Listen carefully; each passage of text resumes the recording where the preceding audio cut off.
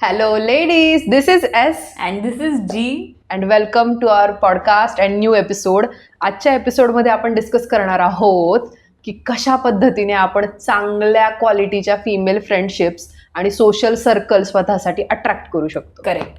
तुम्हाला प्रत्येकीला असं वाटतं की आपल्याला एक गर्ल गँग असावी, आपला एक स्क्वॉड असावा. आपण पार्टीजला जावं, आपण गॉसिप करावं, आपण स्लीप ओव्हर्स करावे, मूवीज बघाव्यात. पण खूप मुलींचं असं म्हणणं असतं की आम्हाला त्याच्या मैत्रिणीच मिळत नाहीत, किंवा आम्हाला एक तर मैत्रिणी ज्या मिळतात त्यांच्याशी तेवढं कनेक्शन होऊ शकत नाही अँड आमचं पटत नाही.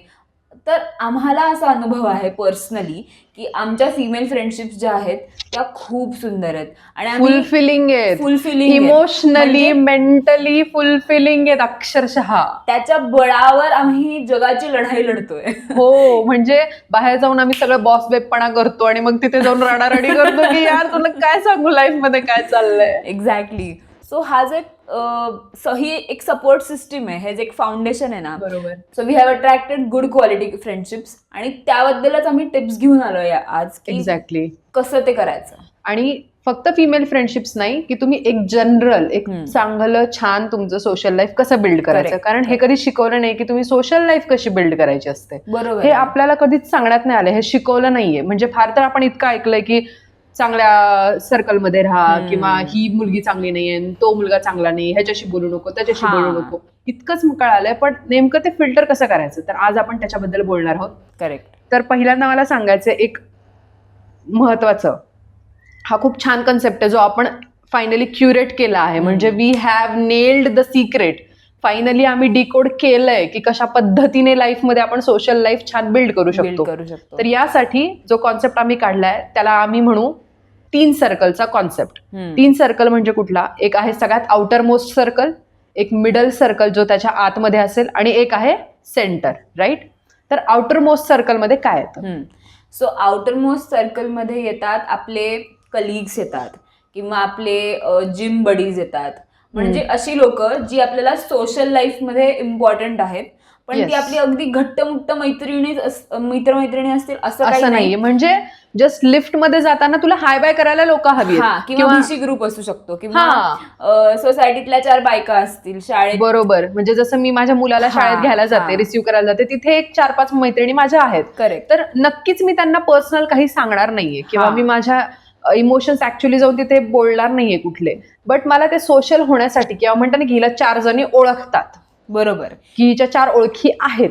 मला अचानक मावशी कामवाल्या माझ्या काढाव्या लागल्या तर मी कोणाला कॉल करून नवीन मावशीचा रेफरन्स घेऊ. इतक्या मैत्रिणी तुम्हाला साधारणपणे लागतात. करेक्ट. किंवा मला ऑफिसला जायला उशीर होतोय तर माझ्यासाठी माझी आवडती डेस्क राखीव ठेवण्यासाठी माझी एक कलीग असणं. एक्झॅक्टली. बरोबर आहे. सो तो एक आउटर मोस्ट सर्कल असतो जो आपल्याला जपावा लागतो. म्हणजे ऑफिसमध्ये किंवा बाहेर सोशल लाईफमध्ये आपल्याला असं वावरून नाही चालत की आय डोंट केअर, मला लोकांमध्ये मिक्स व्हायला नाही आवडत, माझा सर्कल आहे. कारण ही लोक आपल्याला लागतात आयुष्यात. बरोबरच. त्याला मेंटेन करणं गरजेचं आहे. सो तो एक सर्कल. एक्झॅक्टली. तो हा सगळ्यात झाला बाह्य सर्कल. आता मिडल सर्कल, त्याच्या आतमधला. ह्याच्या आतमधला सर्कल म्हणजे असे की जे तुमचे खरंच जवळचे मित्रमैत्रीण आहेत, ज्यांच्यावर तुम्ही ट्रस्ट करता, जे तुम्हाला म्हणजे नाही का जे तुमच्यासाठी हितचिंतनाचं काम करतात, जे तुमचं सपोर्ट सिस्टीम आहे, जे या बाह्य सर्कलच्या थोडं आतमध्ये क्वालिफाय झालेले आहेत, की ज्यांना तुम्ही त्यांच्याकडे जाऊन तुम्ही थोडं वल्नरेबल होऊ शकता. बरोबर. म्हणजे किंवा may be you actually call them friends, की जिथल्या चांगल्या आणि वाईट वेळासाठी ते तुम्हाला लागतायत. म्हणजे भले तुमच्या घरात कुठला सण समारंभ आहे तर तू त्यांना कॉल करून इन्व्हाइट करणार, म्हणजे तुला गर्दी कितीही मिळेल ग. करेक्ट. बट हे काही लोक आहेत की जे तुझ्या जवळचे लोक आहेत, त्यांना तू थोडा ट्रस्ट करतेस, एका लेवल पर्यंत जाऊन तू त्यांना ट्रस्ट करतेस. बरोबर. आणि मग त्यांच्याशी पण तुमचं एक कनेक्शन कसं टिकवून ठेवायचं, त्यांच्याशी टच मध्ये राहणं गरजेचं आहे. असं नाही तुम्ही विसरलाय बाबा, किंवा नवीन तुमची लाईफ आहे तुम्ही त्याच्यात एवढ्या कन्झ्युम झालाय की आपल्या आधीच्या जुन्या मित्रमैत्रिणींना तुम्ही कॉन्टॅक्टच नाही केलाय किंवा काय. आणि मला असं वाटतं कन्झ्युम म्हणण्यापेक्षा द थिंग इज, आपण पण तसं बघितलं तर करतोच ना आपण. सगळेच जण जॉब करतायत, सगळेच जण हसल करतायत. पण मुद्दा कन्झ्युम पेक्षा मला असं वाटतं की तुम्हाला असं वाटायला लागतं की आता I got new and cooler friends, so I don't need them. Right. अतिशय चुकीचं आहे.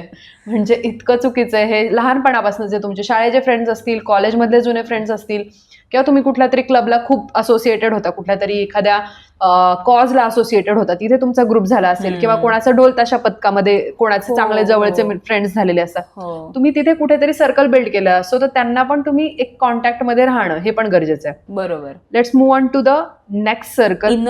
आता यात हा एक मिडल सर्कल झाला, त्याच्याही आतला एक इनरमोस्ट सर्कल असतो. बरोबर. त्याला मी म्हणेन की इनरमोस्ट सर्कलमध्ये काहीच लोक असतात. एक तर आपली फॅमिली असते, आणि अगदी हातावर मोजण्या एवढे घट्टमुट्ट जिवलक चड्डी बड्डीज ज्याला म्हणतो आपण, अगदीच तसे मित्रमैत्रिणी असतात. आणि हे कमीच असतात. म्हणजे अगदी 2-3 अगदीच 2-3 जवळच्या मैत्रिणी, की म्हणजे काही सिक्रेट्स की फक्त तुम्हाला माहिती की यांना तुम्ही जाऊन सांगणार आहात. अगदी तुमचे डीप डाऊन मधले जे इमोशन्स आहेत, मे बी तुम्ही सगळं, आता असं होतं की आपण we can not share each and every detail, but at least emotionally मी कशा थ्रू जातीये हे तुला सांगून मला बरं वाटणं. किंवा माझ्या लाईफ मधल्या घडलेल्या मेजर लाईफ इव्हेंट्स तुला माहिती आहेत, आणि त्यातनं माझा जो प्रवास झालेला आहे त्यातनं तू मला साथ दिलेली आहेस, आणि तुला माहिती, आणि आपण आपलं डिस्कशन झाले, अशा मैत्रिणी की लिटरली आता तुला इतके सिक्रेट्स माहिती की I cannot afford to fight with you. Literally की ते असं की now the family is involved. म्हणजे ऍक्च्युली तसं असतं की एकमेकांच्या आई बाबांचे नंबर एकमेकांकडे शेअर झालेले आहेत, आणि किंवा रादर विचारतातही की अरे काय चाललंय तिचं. की म्हणजे नाही का आई चौकशी करते, तुमच्या फॅमिलीला माहिती असते, ते 2-3 जवळचे जे मित्र असतील ते फक्त सगळ्यांना रादर ते विचारणा करतात की अरे तिचं काय चाललंय, काय म्हणते ती, कशी येते, इतक्यात घरी येऊन नाही गेली, घरी बोलव तिला. हे असतं म्हणजे अगदीच जवळचे इनर सर्कल जे म्हणतो ना आपण, की लिटरली समजा तू जरी घरी नाहीयेस तरी मी जाऊन येईल एक चक्कर मारून येईल की काय चाललंय, सगळं व्यवस्थित आहे की.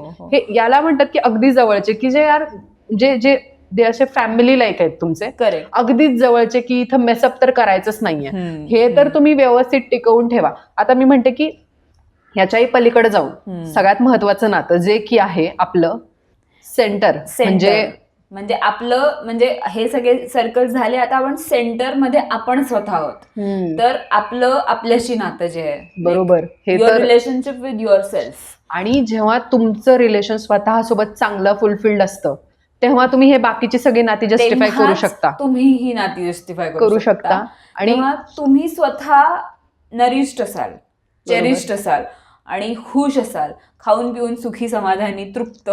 हो बरोबर. तेव्हा तुम्ही you are at a place where you can give love, efforts, support to your people. Exactly. आणि रादर फक्त गिव्ह नाही, मी म्हणते जेव्हा तुम्हाला हे सगळं मिळत असतं ते रिसेप्टिव्ह राहण्यासाठी पण तुम्ही ओके असता. म्हणजे तुम्हाला समजा सेल्फ वर्थ वाटत नसेल तर जर कधी देवाने दिलं तरी ते रिसीव्ह पण नाही करतायत, तिथे येतं तुमचं स्वतःशी नातं. May be there would be a very nice female friendship just around the corner, but you do not feel worthy of that friendship. तर तू मेसअप करशील, सॅबोटाज करशील. त्यामुळे तुम्हाला हे स्वतःशी नातं चांगलं ठेवण्यासाठी पण काही गोष्टी करायला लागतात. आपण त्याच्याबद्दल लिटरली वेगळं बोलू शकतो, एक वेगळा एपिसोड करू. बरोबर. For now let's proceed with the sis codes.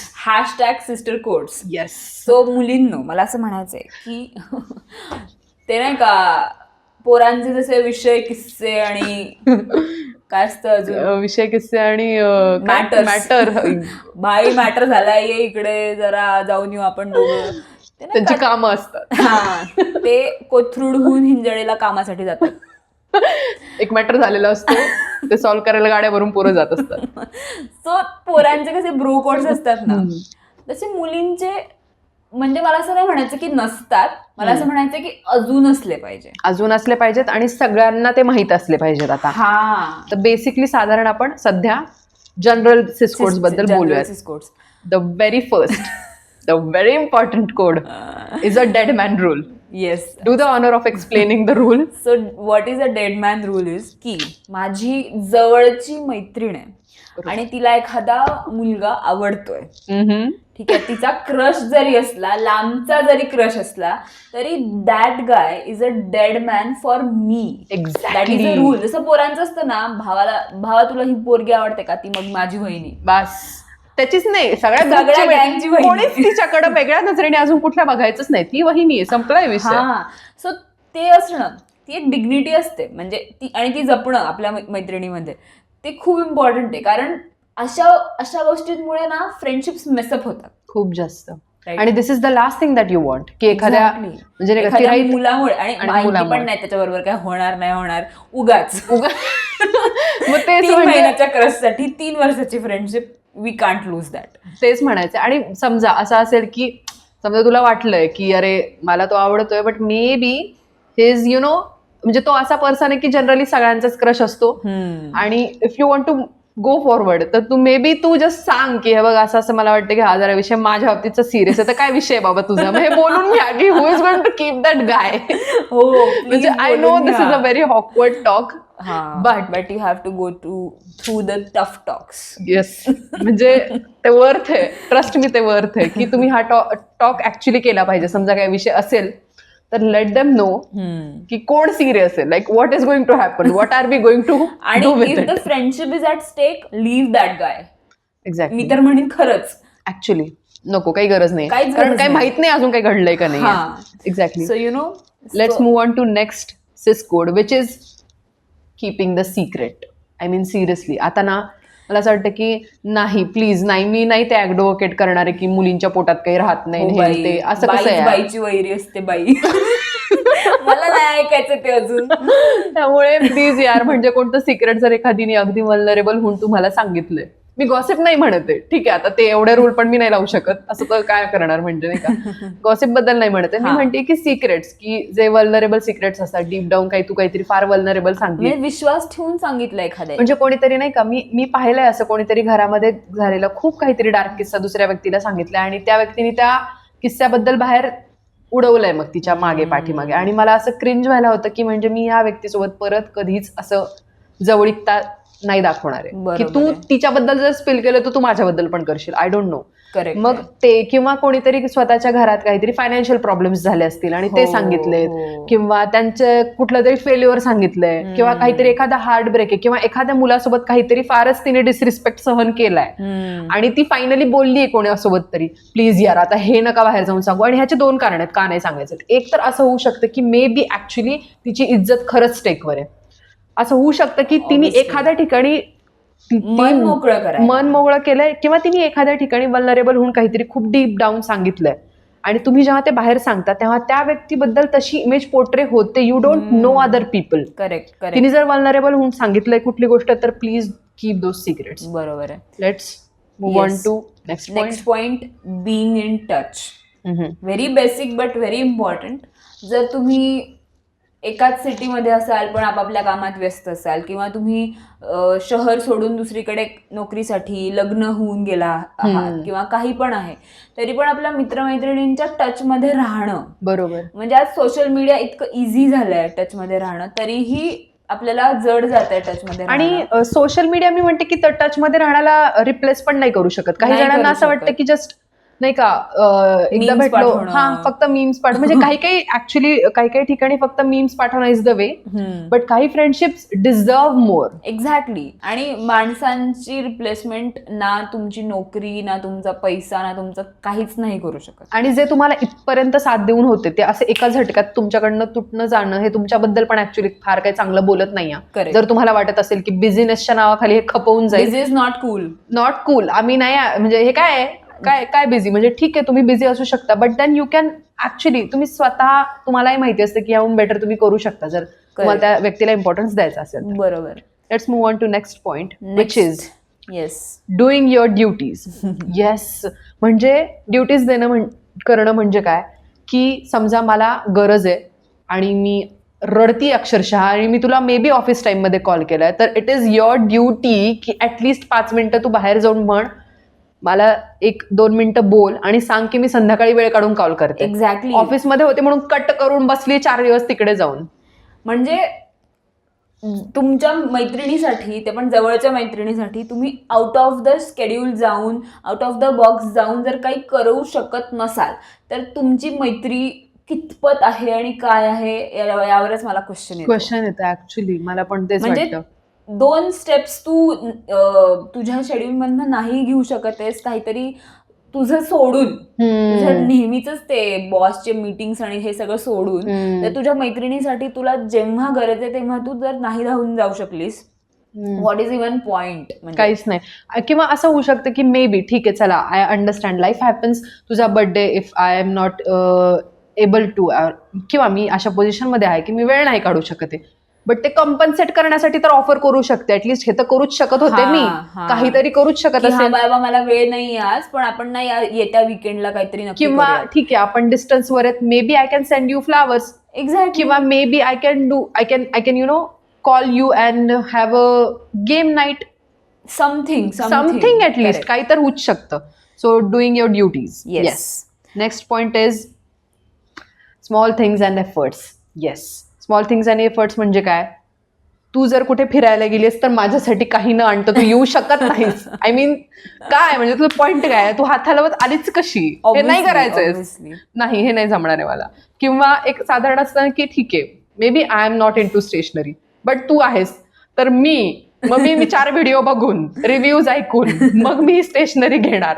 हे एफर्ट्स करायला लागतात. यालाच एफर्ट्स म्हणतात. म्हणजे मला शॉवर जेल मधलं माहिती म्हणून मी डोळे झाकून टेस्ट गिफ्ट दिलं नाही.